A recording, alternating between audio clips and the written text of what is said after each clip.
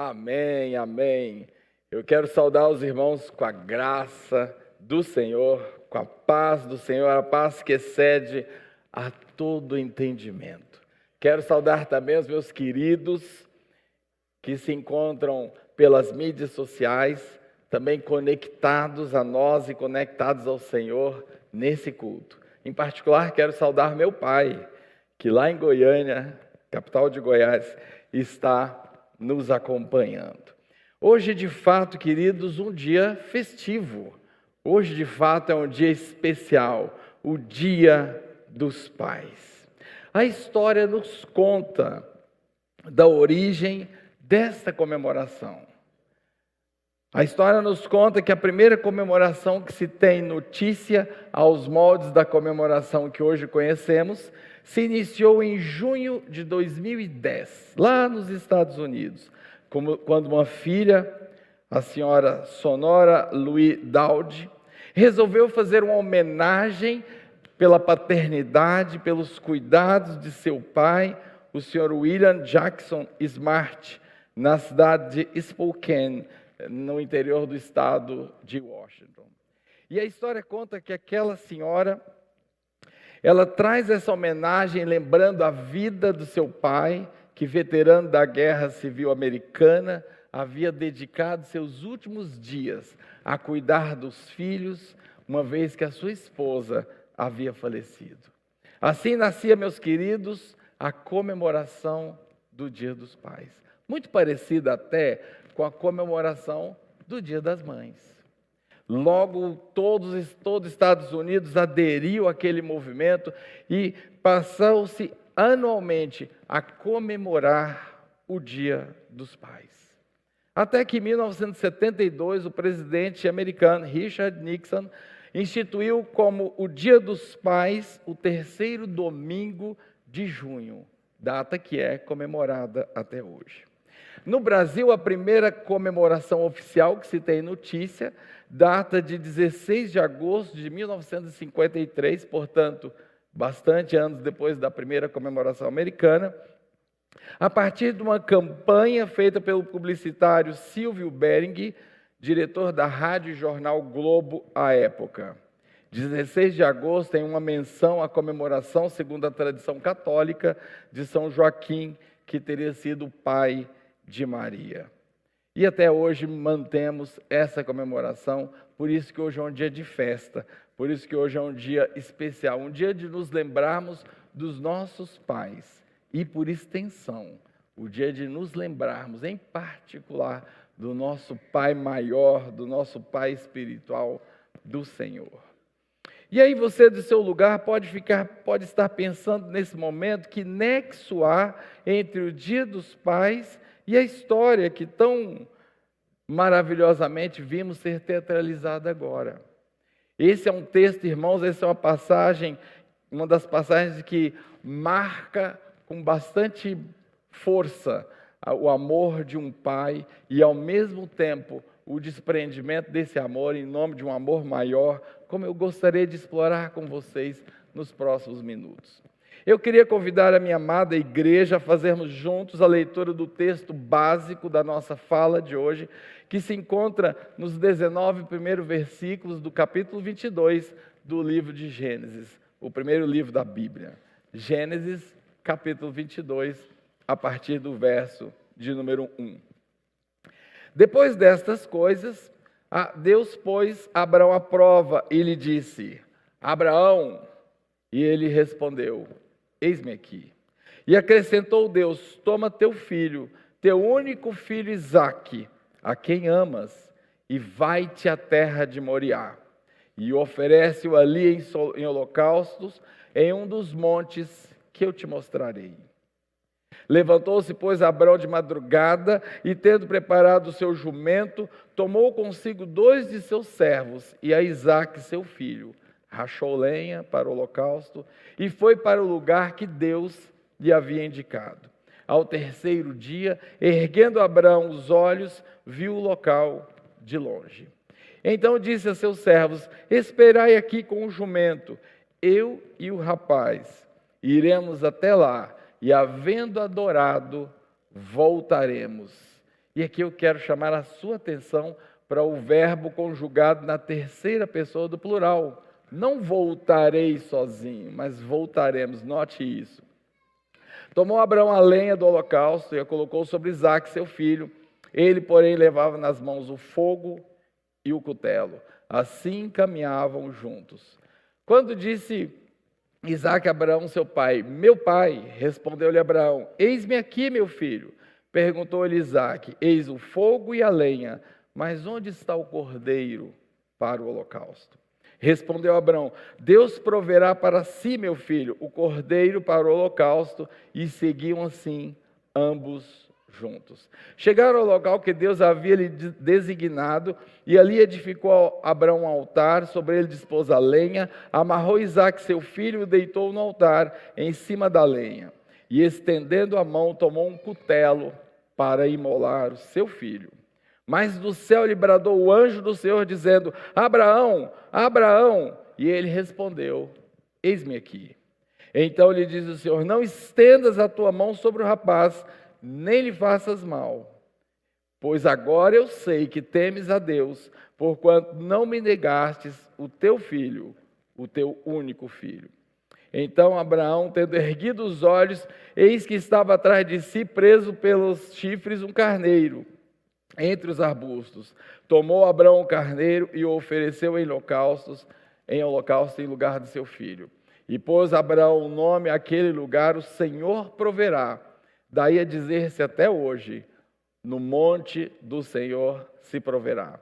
Então do céu bradou pela segunda vez o anjo do Senhor a Abraão, dizendo, jurei por mim mesmo, diz o Senhor, porquanto fizestes isto, e não me negastes o teu único filho, que deveras te abençoarei e certamente te multiplicarei. A tua descendência será como as estrelas do céu e como a areia da praia do mar. E a tua descendência possuirá a cidade de seus inimigos. Nela serão benditas todas as nações da terra, porquanto obedecestes a minha voz. Então voltou Abraão aos seus servos e juntos foram para Berseba, onde fixou residência. Meus queridos, eu gostaria antes que refletíssemos sobre esse texto e sobre aquilo que o Senhor quer falar aos nossos corações. Eu queria orar com você. Pai, tua palavra é lida nesse instante, Senhor. E agora, Senhor, com temor e tremor diante de Ti, nós pedimos ao Pai que o Senhor nos use para transmitir com fidelidade, com exatidão, Senhor, aquilo que o Senhor quer falar aos nossos corações hoje pela manhã. Muito obrigado, ó Deus, por essa oportunidade, muito obrigado, ó Deus, pela Tua casa, muito obrigado pela liberdade que temos de abrir a Tua palavra e anunciar o Teu nome. Fala, ó Pai, ao coração de cada um de nós. Particularmente, Senhor, que entendamos a paternidade, Senhor, que entendamos o papel da paternidade e que entendamos a relação que o Senhor quer estabelecer conosco de pai e filho. Nós oramos confiadamente em nome de Jesus. Amém.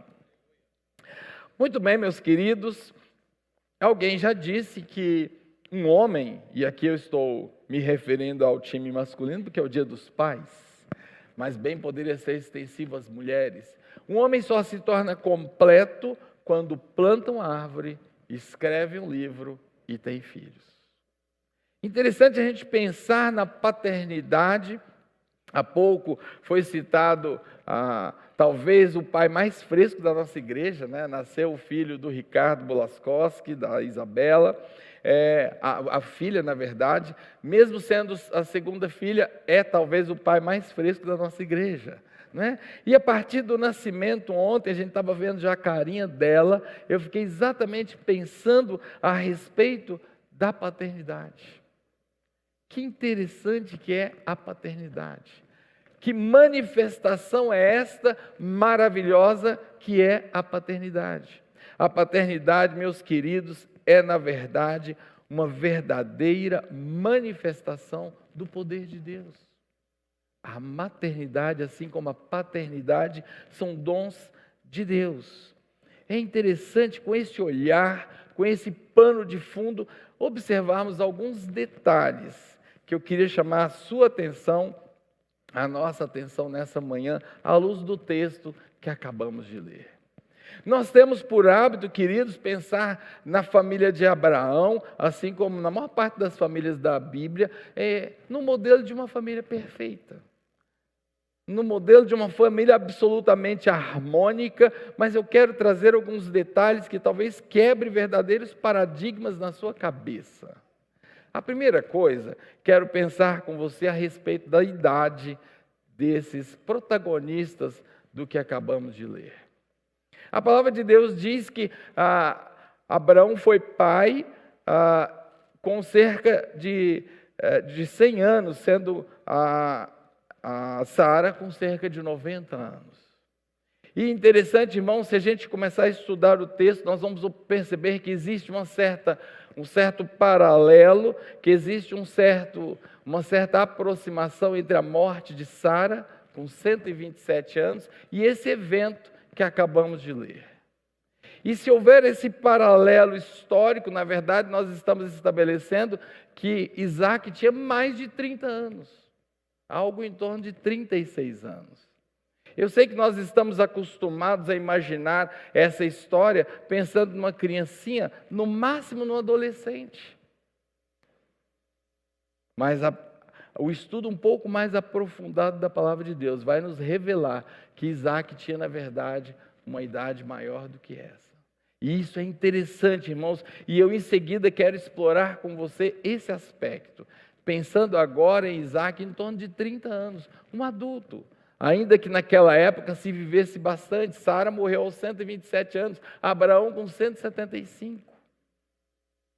Muito bem, eles viviam então numa região chamada Queriate Arba, ou Hebron, e aquele local que Deus fez com que, até onde Deus fez com que Abraão caminhasse com Isaac, tinha cerca de 29 quilômetros.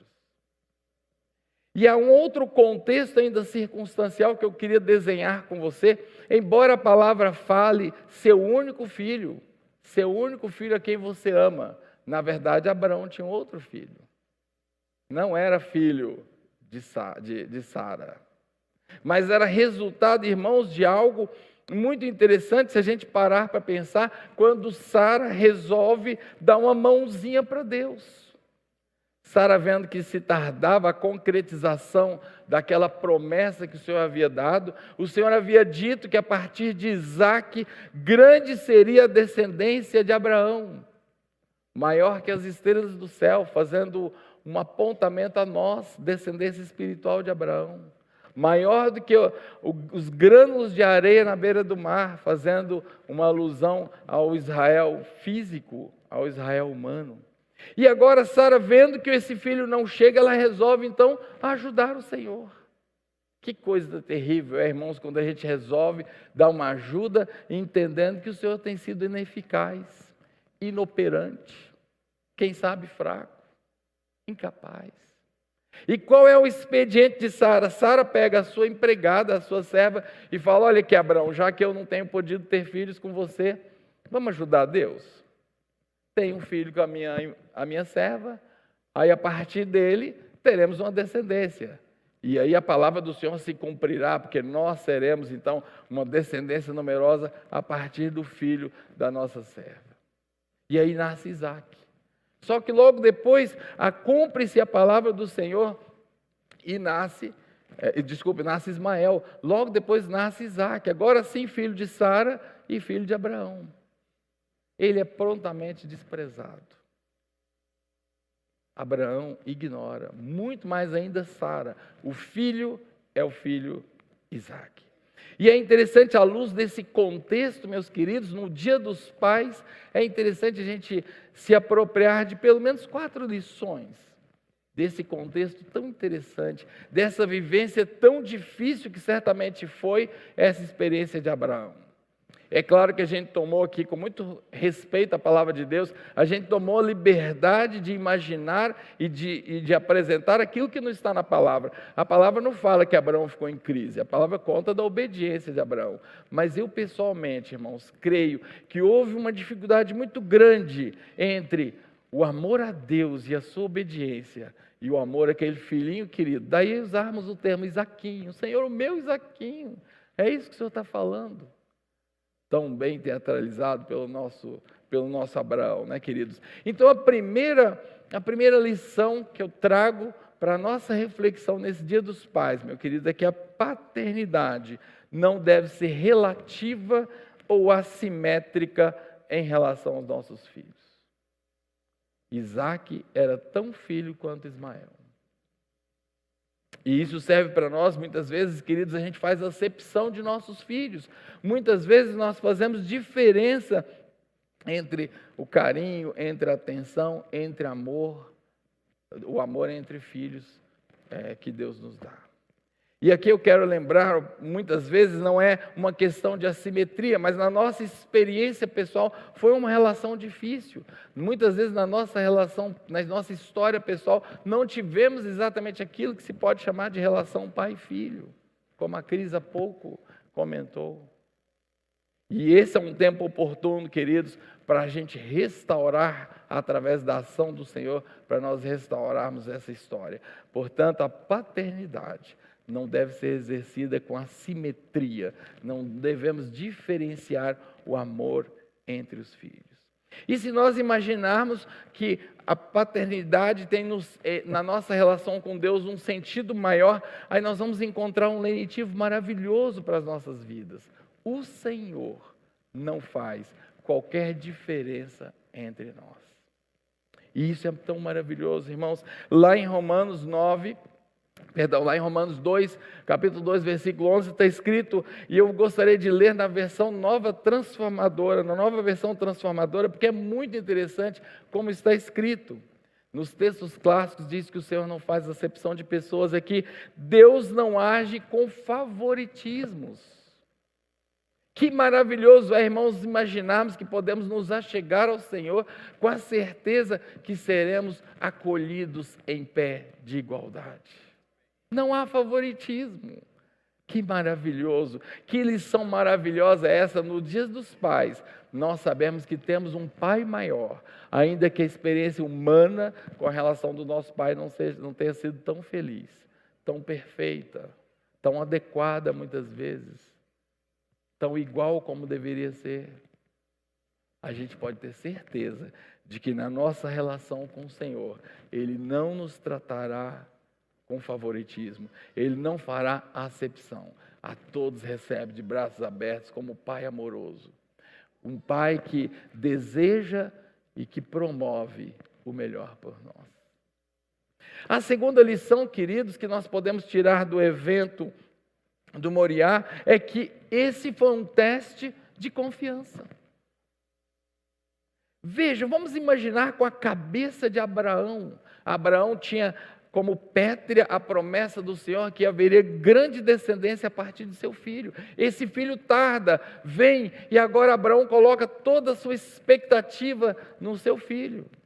É dele que o Senhor vai resgatar, que o Senhor vai desenvolver uma descendência. Havia no imaginário do judeu uma importância muito grande da descendência. E muito mais importante se essa descendência fosse numerosa. Muito mais importante ainda se essa descendência dominasse as nações. Que expectativa! Que grandiosa promessa era essa na cabeça de Abraão. Agora vem uma prova dura e o Senhor diz: toma o seu filho e o imole em sacrifício a mim. Por isso fico eu a imaginar, irmãos, que mesmo com toda a confiança, mesmo com todo o relacionamento com o Senhor, houve um tempo de crise na mente de Abraão. Houve um tempo de conflito, de angústia, creio eu que tenha havido. Lá em Gênesis capítulo 21, na parte final do versículo, essa promessa ela aparece cristalizada na parte B do versículo 12. Em Isaque será chamada a sua descendência.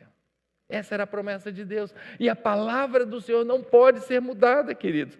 E nós vamos entender lá em Hebreus, capítulo 11, de 17 a 19, uma manifestação do autor de Hebreus dizendo que Abraão creu que ainda que o seu filho morresse, o Senhor seria valoroso para ressuscitá-lo, porque havia uma promessa. E o que o Senhor quer trazer para nós hoje é que se o Senhor nos prometeu, Ele vai cumprir. Não importa as circunstâncias, não importa se seu Isaac está a ponto de ser imolado, ou quem sabe até o foi. Não importa se seus recursos, se aquela expectativa que você tinha, se aquela saída que você imaginava, não existe mais. O nosso Deus não depende de circunstâncias para cumprir a sua palavra. Ele é fiel, irmãos. Ele é justo. Se Ele prometeu, Ele vai cumprir. Sejam aquelas promessas gerais que o Senhor promete a todo crente, seja algo que Deus trouxe um dia de palavra específica na sua vida. Aquela promessa, aquele projeto que você já praticamente esqueceu, porque nem acredita mais que o Senhor vai fazer realidade. Pensemos em Sara, irmãos.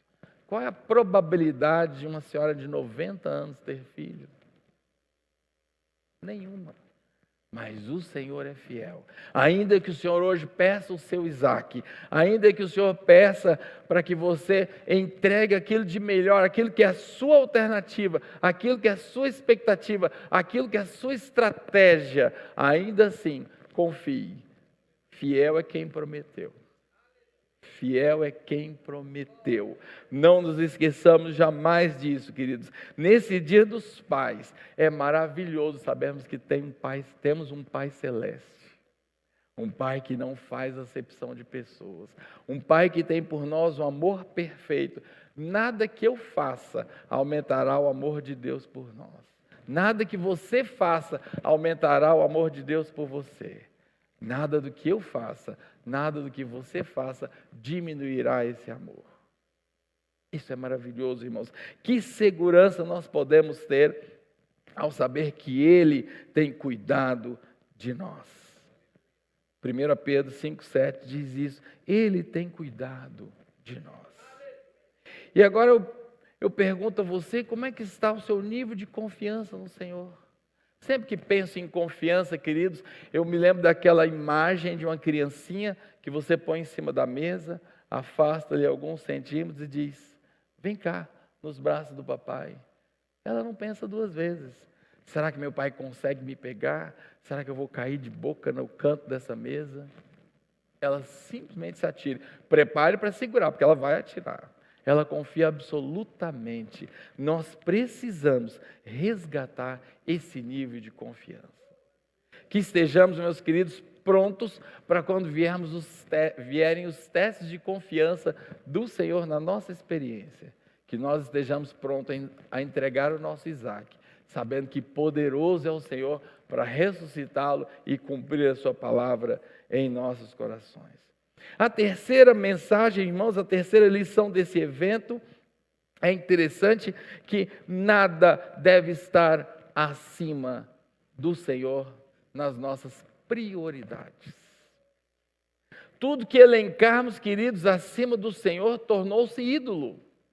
Tudo que nós colocarmos acima do Senhor, tornou-se ídolo, ainda que seja o amor de um queridinho, como é o Isaquinho para Jacó, para Israel, para Abraão. Hoje eu vou destilar todo o nome, né? E foi interessante, irmãos, que quando eu estava combinando com o nosso Abraão, eu falei, você faz Jacó? Achando que eu estivesse falando Abraão, né? Então eu faço dessas coisas.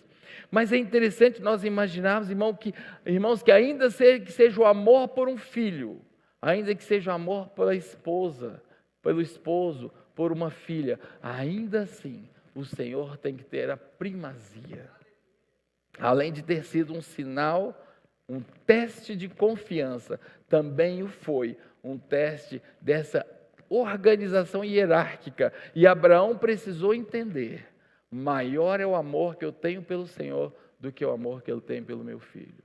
Maior deve ser a primazia pelo Senhor do que a primazia por qualquer outra coisa, ainda que seja pelo filho da promessa. E a gente vai observar, irmãos, várias passagens, como Mateus 6,33, buscai o Senhor em primeiro lugar, buscai o seu reino, e as coisas todas serão acrescentadas. Não andeis ansiosos, antes espera no Senhor. É claro que esse espera ao Senhor não quer dizer que agora procrastinaremos na expectativa absoluta pela obra do Senhor. Aquilo que é nosso, nós precisamos fazer. Mas descansemos, priorizemos a nossa relação com o Senhor acima de qualquer coisa. E finalmente, queridos, eu já estou finalizando a nossa reflexão.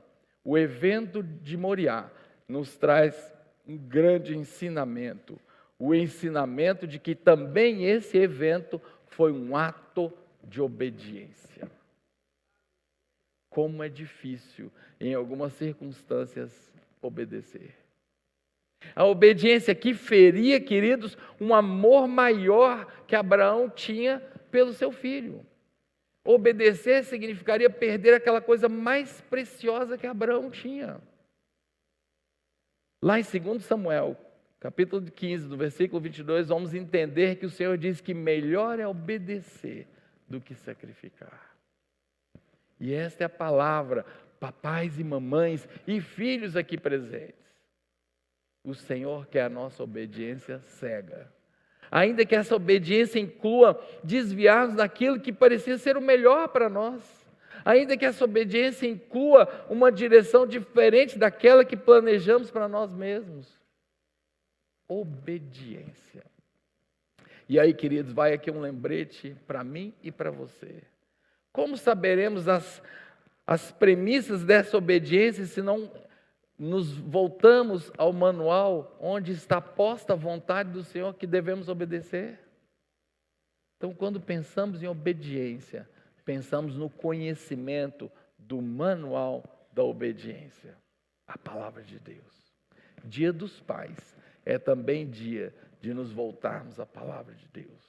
É dia de conhecermos qual é a vontade desse Deus a quem quero servir. E é interessante quando a gente começa a pensar nesse contexto, nesse evento de Moriá, a contextualização que podemos fazer, irmãos, a tipificação com Jesus. Esse evento de Isaque e do cordeiro, do carneiro que se encontra preso pelos chifres, é uma tipificação da própria vida de Jesus.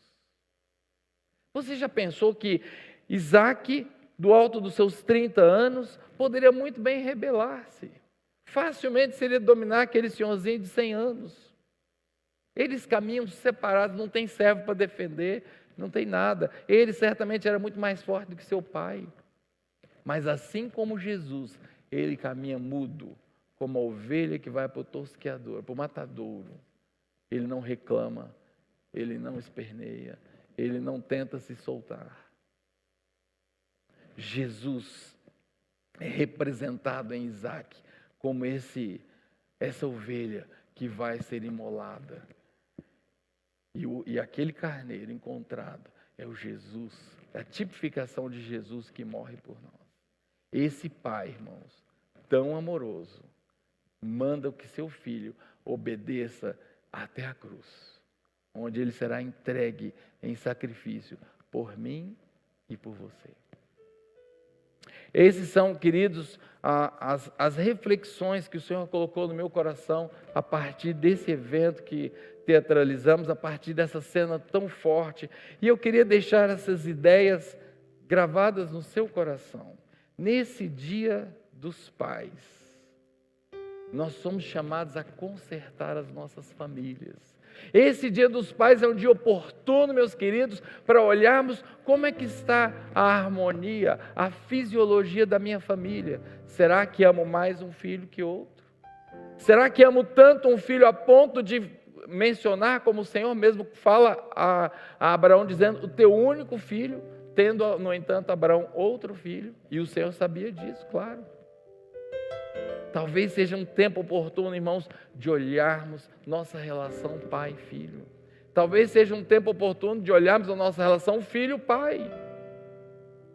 Talvez seja um momento oportuno de olhar as relações intrafamiliares. Como está o nosso núcleo familiar? Talvez seja um tempo de consertarmos nossa relação com Deus. Ontem em casa as meninas estavam mostrando um post numa das redes sociais que muito me impressionou, irmãos. Começava a frase com alguma coisa parecida assim: o meu pai é um super-herói. E aquilo me chamou a atenção. Opa, gostei. O meu pai é um super-herói, é um homem invisível. Eu não o vejo desde tantos anos atrás. Que essa não seja a nossa experiência. Que o Senhor conserte a nossa família. Nesse Dia dos Pais, é tempo de entendermos que o Senhor quer uma relação de confiança absoluta. Não conjecturemos as circunstâncias. Será que meu Isaac morre? Será que ressuscita? Simplesmente obedeçamos. Nesse Dia dos Pais, é o dia que o nosso Pai Celeste quer a primazia de nossas prioridades. Ele quer ser o primeiro. Esse é o lugar de justiça. Coloquemos o Senhor em primeiro lugar em nossas vidas. Que o Senhor possa, amados, abençoar profundamente a cada um de nós. Que nesse Dia dos Pais seja também um dia de profunda reflexão, de profundo consertar-se com o Senhor e consertar-se, quem sabe, com o papai, com a mamãe, com irmãos.